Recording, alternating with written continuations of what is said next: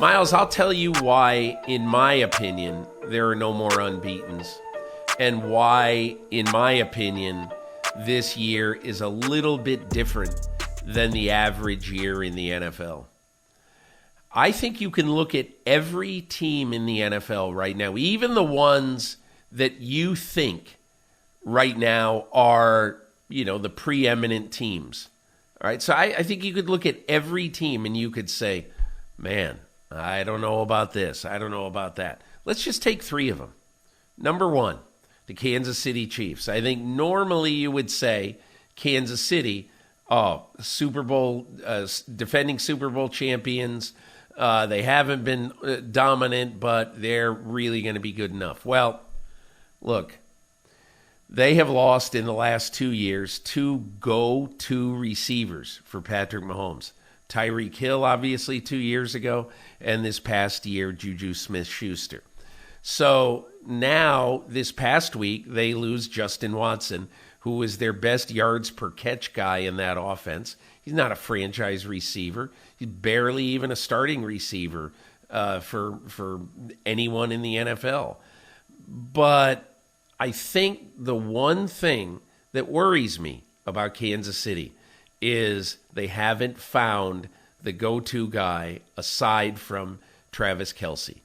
And so now you look at it and you say, well, Marquez Valdez-Scantling really hasn't been that guy. They want Sky Moore to be that guy. He hasn't been that guy.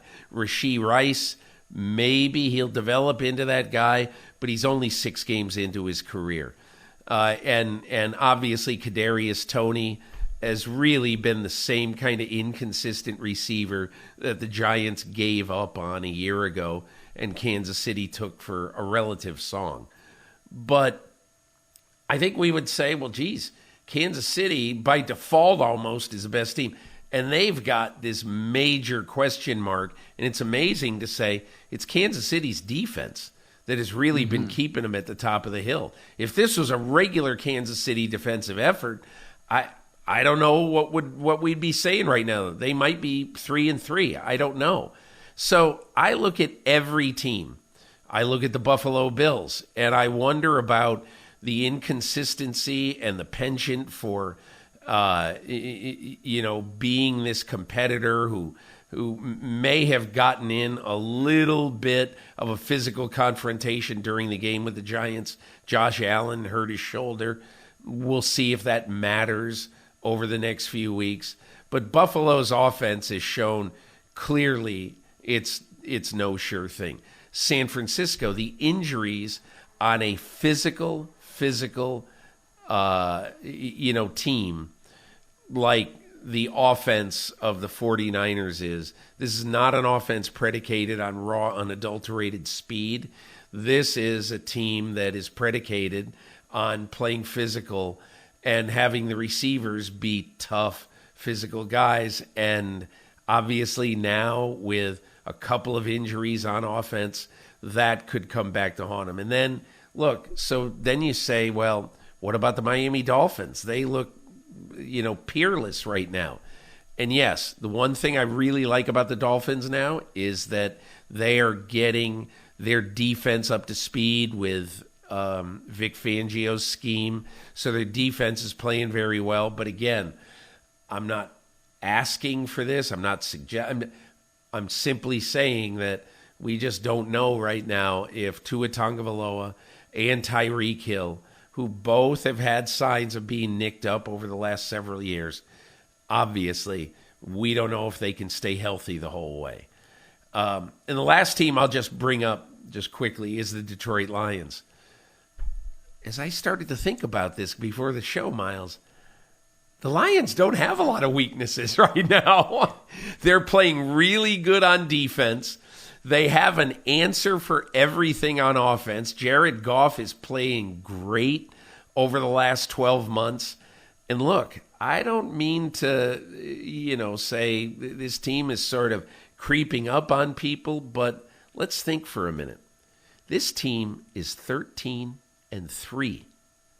in the last 16 games. That's a season, in essence. Well, it used to be. So,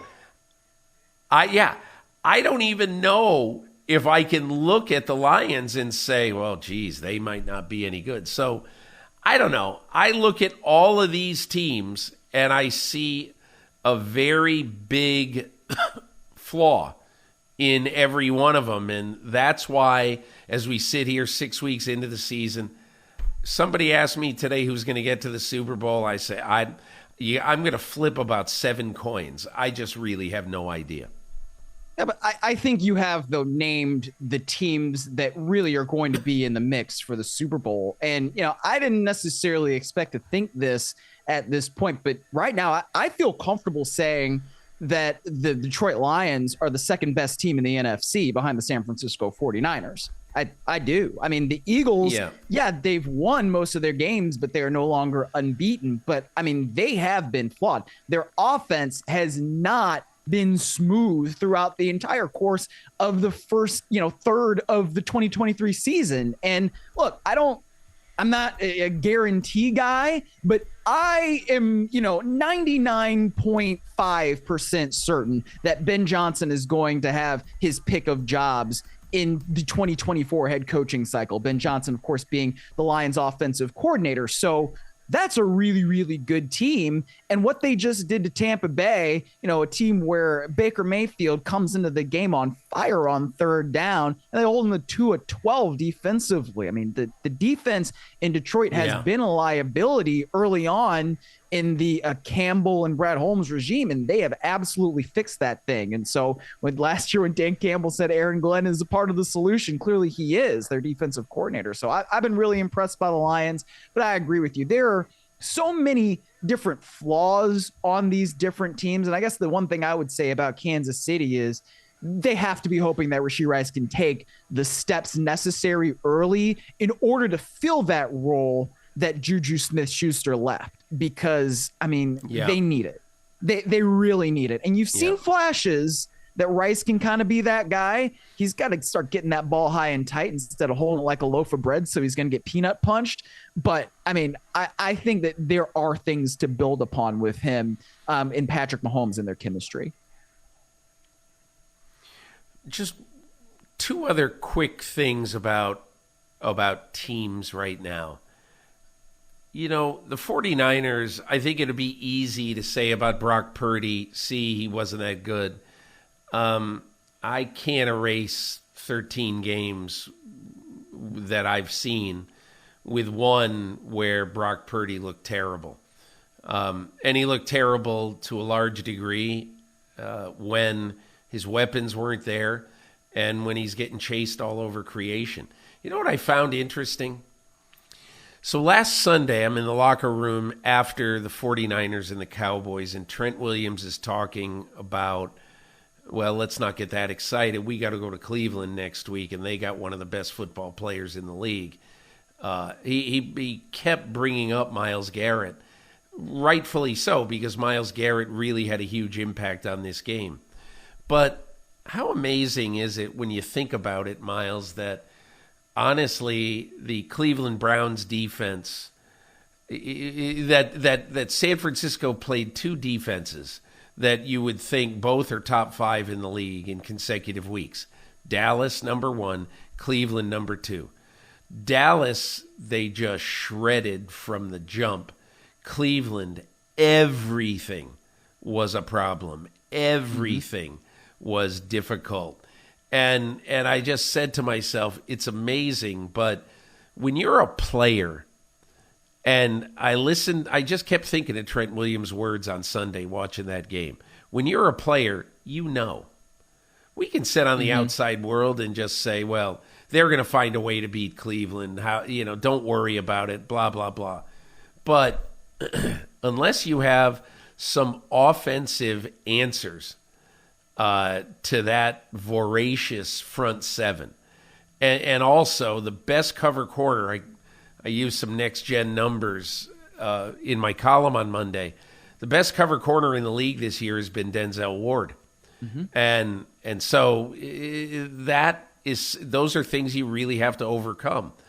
And it's amazing to me, given all of that if Jake Moody makes a kick that he makes in his sleep, the 49ers get back on the plane and say, phew, boy, survived that one. So that and the injuries kind of worry me, obviously, about the Niners. Hi, I'm Mike Tirico, and thanks for watching. Make sure to hit subscribe for the latest news and highlights from NBC Sports.